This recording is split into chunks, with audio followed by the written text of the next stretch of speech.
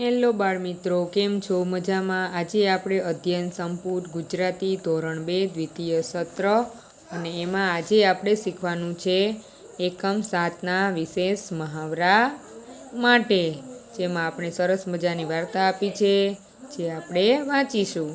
નિસ્વાર્થ મિત્રતા. વિક્રમ વાઘ અને સાર્થક ચિત્તો બંને મિત્રો છે. સાર્થકને વિક્રમ સાથે રહેવું ગમે છે. વાઘનું નામ વિક્રમ છે અને ચિત્તાનું નામ સાર્થક છે. વિક્રમને પણ સાર્થક વિના જરાયે ન ગમે. સૌ વિક્રમ અને સાર્થકની દોસ્તીને ખૂબ વખાણતા.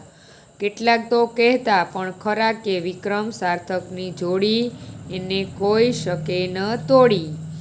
સાર્થક ચિત્તો દોડવામાં ખૂબ ઝડપી. વિક્રમ વાઘ જંગલમાં સૌથી બળવાન. જંગલમાં બધા પ્રાણીઓ સાર્થક વિક્રમની જ વાત માને, જાણે સાર્થક અને વિક્રમ જ જંગલના રાજા. જંગલમાં સાથે જ ફરવા જાય. પાર્થ વરુ ક્યારેક ક્યારેક એમની સાથે જંગલમાં ભેગો થતો, એટલે વરુનું નામ પાર્થ. એકવાર પાર્થ વરુના મનમાં થયું કે આ બે મિત્રોની પાકી દોસ્તી તૂટે તો જંગલમાં મારું સ્થાન બને. જ્યાં સુધી વિક્રમ અને સાર્થકની દોસ્તી છે ત્યાં સુધી કોઈ મારી વાત માનશે નહીં, કોઈ મને સરદાર માનશે નહીં. પાર્થ વરુએ સાર્થક અને વિક્રમની પાકી દોસ્તી તોડવાનો પાકો નિર્ધાર કર્યો. આમ કરવા માટે તેણે એક યુક્તિ વિચારી.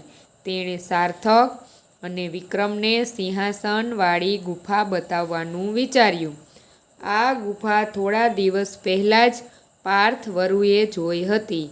ગુફામાં એક સિંહાસન હતું. પાર્થ વરુએ સાર્થક અને વિક્રમને ઉજાણી કરવા માટે આમંત્રણ આપતા કહ્યું, ચાલો તમને સાવ નવી જગ્યાએ ફરવા લઈ જાઉં. ત્રણેય ગુફામાં પહોંચ્યા. ત્યાં એક સોનેરી સિંહાસન હતું. પાર્થ વરુ કહે, હવે આ સિંહાસન તો એક છે, તમે બે મિત્રો છો, રાજા કોણ બનશે તે તમે નક્કી કરો. પછી આપણે આ વાર્તામાં એવું શીખવાનું છે કે ભાઈ ઉપર રેપ હોય તો શું વચાય. તો આપણને જો અહીંયા વિક્રમમાં શું આપ્યું છે, અહીંયા જે આ લીટો આપ્યો છે એને શું વચાય? ર. પછી સાર્થકમાં ઉપર આપણને રેપ આપ્યો છે એને પણ ર વચાય. પછી પાર્થમાં પણ આપણને ઉપર રેપ આપ્યો છે એને પણ ર વાંચવામાં આવે છે. આગળ આપણને વાક્ય આપ્યા છે થોડાક, કે ધરા ગાગર ઉતાર, પરાગ ખડખડ હંસ, ઉદય કાપડ કાપ, લતા મમરા વઘાર, છાયા માખણ હલાવ, ભાવના ફરવા જા, માયા કાગળ લાવ, કાના ફાનસ સળગાવ, જમના ફાફડા ખા. તો આ પણ તમારે પણ મહાવરો કરવાનો છે વાંચતા વાંચતા. અહીંયા આપણે ગમતું વાક્ય લખવાનું છે, માયા કાગળ લાવ. આગળ વાર્તામાં આપ્યું છે 1, 2 ને 3. સાર્થક અને વિક્રમે એકબીજા સામે જોયું, ઈશારાથી વાત કરી. બંને સિંહાસન પર તૂટી પડ્યા. આંખના પલકારામાં સિંહાસનના ટુકડે ટુકડા કરી નાખ્યા. સિંહાસન તો હતું ન હતું થઈ ગયું. પાર્થ વરુ તો જોતો જ રહી ગયો. તૂટેલા સિંહાસન પાસે ઊભેલા સાર્થક અને વિક્રમ બોલ્યા, અમારે રાજા બનવું નથી, અમારે તો માત્ર મિત્ર જ બની રહેવું છે.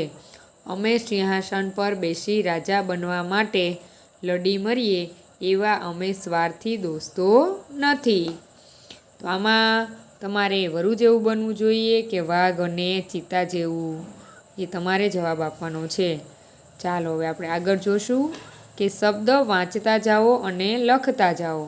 તો જે શબ્દો આપ્યા છે આપણને રેપવાળા એ જ આપણે વાંચવાના છે અને અહીં લખવાના છે. તો અહીંયા રેપ છે એટલે ર વચાશે, હર્ષા. પછી આ ઋષિનો ઋતુ. પછી આ રેપ છે એટલે ર વચાશે, અર્જુન. પછી આ રેપ છે એને પણ ર વચાય, મહારાષ્ટ્ર. પછી આ રેપને ર વચાશે, દ્રાક્ષ. ત્યારબાદ આ રેપ છે એને ર વચાય, ઋષિનો આવ્યો રૂ વંચાશે કૃપાલી.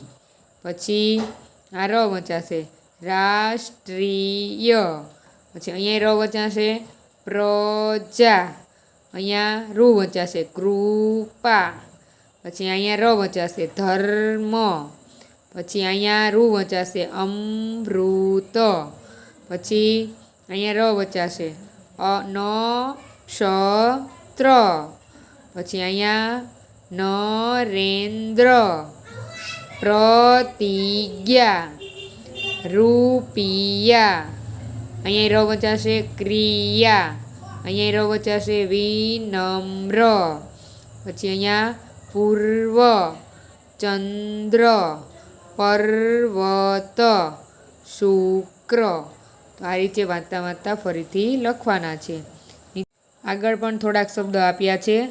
વાઘ, ચિત્તો, દોસ્તી, બળવાન, સિંહાસન, આમંત્રણ, મંત્રણા, આશ્ચર્ય, સાર્થક. અહીંયા આપણે ગમતો શબ્દ લખવાનો છે રાષ્ટ્રીય.